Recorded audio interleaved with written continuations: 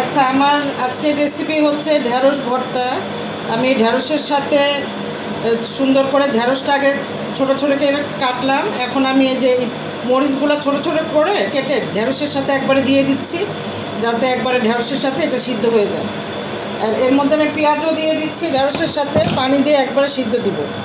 এর মধ্যে হালকা একটু তেল যাবে, ঠিক আছে?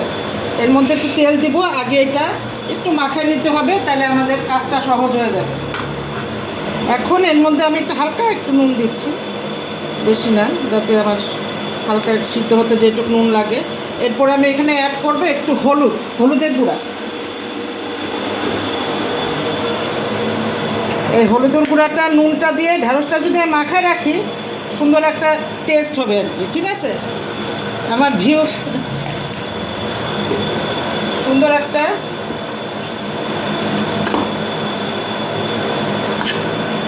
আপনারা হয়তো অনেকে ঢ্যাঁড়স অনেকভাবে রান্না করে খেয়েছে, কিন্তু এই রেসিপিটা আসলে একটা ইউনিক রেসিপি, এটা করে দেখতে পারেন।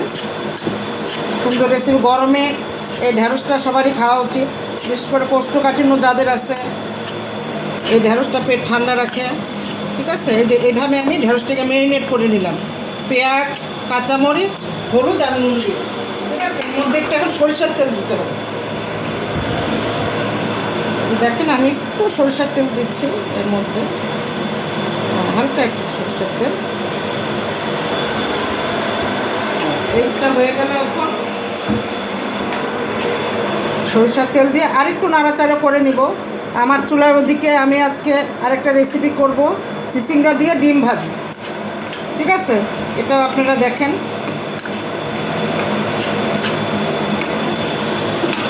আমি এদিকে চিচিঙ্গাটা সিদ্ধ উঠাই দিচ্ছি অলরেডি, এটা সিদ্ধ হচ্ছে।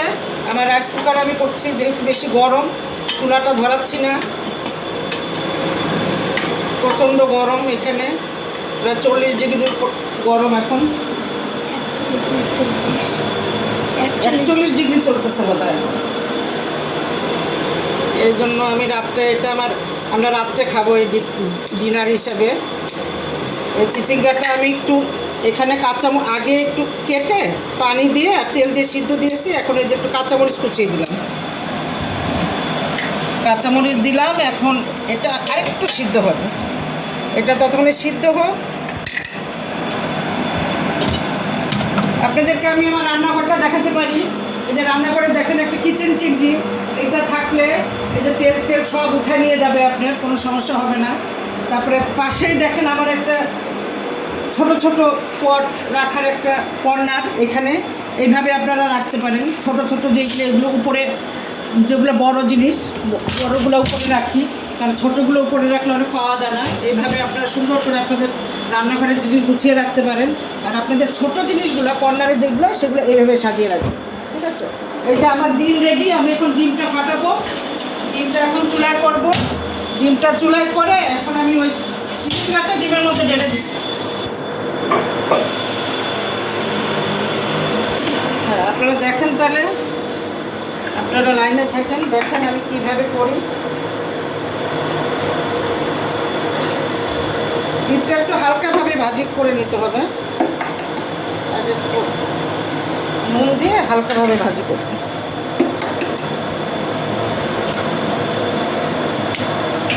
এখানে আমি 3টা কুশির জন্য 3টা ডিম নিলাম। ডিমের পরিমাণটা একটু বেশি হলে ওটা খেতে খুব ভালো হয়। তেলটা বন্ধ করে। আচ্ছা, এখন এখানে আমি ডিমটা সরিষার তেলে করে নিচ্ছি।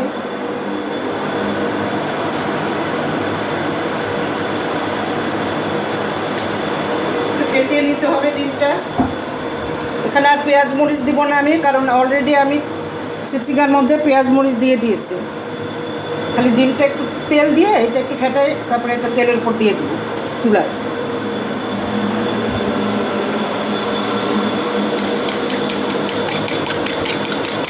ডিমটা এবার ফেটাচ্ছি আমি।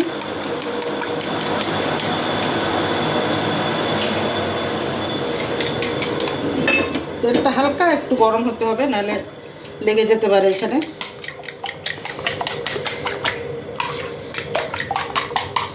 ফেটিয়ে নিলে কুসুম আর স্বাদ অংশটা মিশে গেলেন ডিমটা খুব সফট হয়। সাদা অংশের সাথে কুসুমটা মিশলে ডিমটা খুব সফট হয়, খেতেও খুব স্বাদ লাগে। এখন হালকাভাবে দিয়ে দিলাম ফ্রাই প্যানে।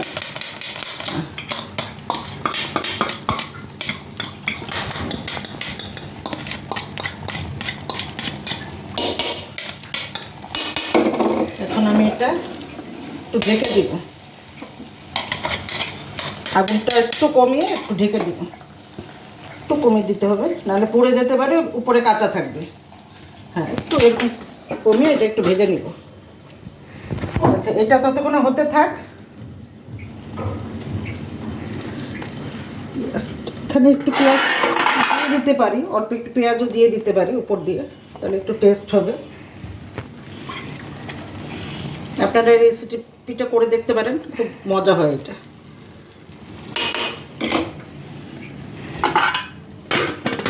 আমি আবার ওদিকে দেখি একটু চিচিঙ্গাটা, আমার চিচিঙ্গাটার কী অবস্থা। এটা বেশি সিদ্ধ করা যাবে না, এটা কোনো সবুজ সবুজ থাকবে, ঠিক আছে? এটাকে হালকা একটু সিদ্ধ করতে হবে, তারপর ডিমের মধ্যে আমি এটা ঢেলে দেবো।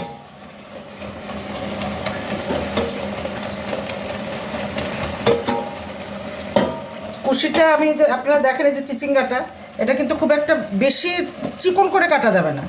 হ্যাঁ, একটু মোটা মোটা থাকবে, তাহলে এটা আপনার খেতে খুব স্বাদ লাগে। কিন্তু পাতলা করে বেশি কাটলে এটা অতটা ভালো লাগবে না খেতে। এদিকে আমার ডিমটা আমি একটু দেখি কি অবস্থা হলো ডিমটা। ডিমটা আমি একটু এখন করে দেবো, একটু ছোট ছোট করে ভেঙে দেবো, এর মধ্যে আমি ইয়েটা দিয়ে দিব। একটু ভেঙে দিতে হবে ডিমটা, তার মধ্যে এর মধ্যে আমি চিচিঙ্গাটা ঢেলে দেব।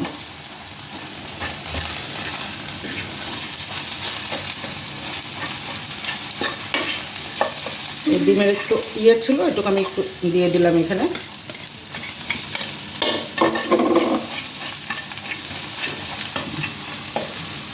এখন আমি ওই চিচিঙ্গাটা এর মধ্যে ঢেলে দিচ্ছি।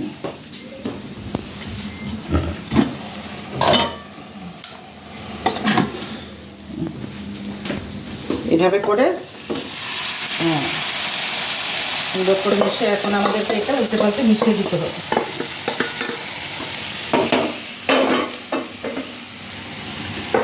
একটু খুন্তি দিয়ে একটু নাড়া দিতে হবে।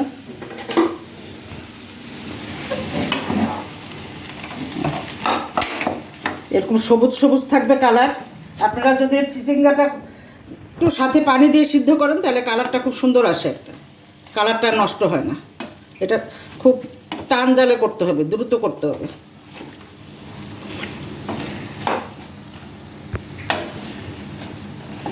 দেখেন কালারটা কত সুন্দর সবুজ।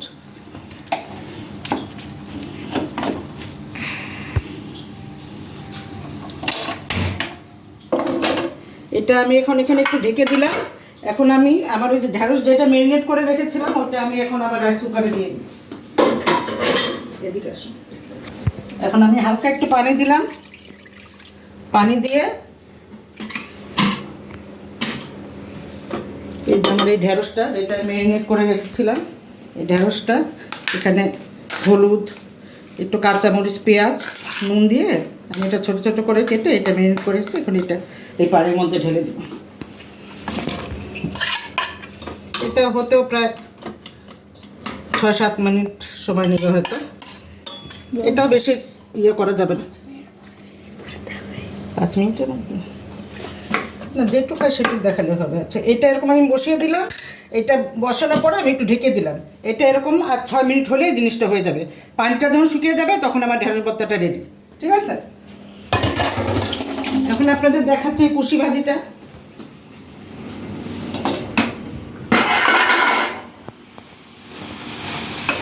কালারটাও সুন্দর আসছে। এরপর আপনারা একটু যদি নুন আমি একবারে দিয়ে দিয়েছি ডিম আর কুশিতে, আপনাদের যদি মনে হয় যে নুন প্রয়োজনে একটু দেখে নিতে হবে, যারা নতুন রাঁধুনি তারা একটু টেস্ট করে নিতে পারেন। আমি একটু দেখে নিতে পারি নুনটা।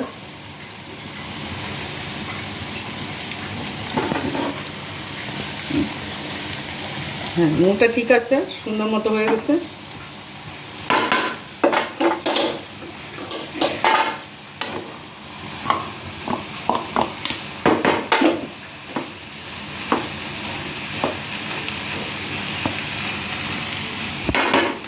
এটা আর একটু, আর 2 মিনিট হলে আমার এই রেসিপি কমপ্লিট। আর এদিকে আমার ঢেঁড়সটা সিদ্ধ হয়ে যাবে। আপনারা কে কোথা থেকে দেখছেন সবাই কমেন্ট করে জানাবেন। আপনাদের জন্য অনেক শুভকামনা। আর আমার চ্যানেলটিকে বারবার সাবস্ক্রাইব এবং লাইক দিবেন, তাহলে আপনাদের সামনে নতুন নতুন রেসিপি নিয়ে আবার হাজির হব। আজকের মতো এখানে শেষ।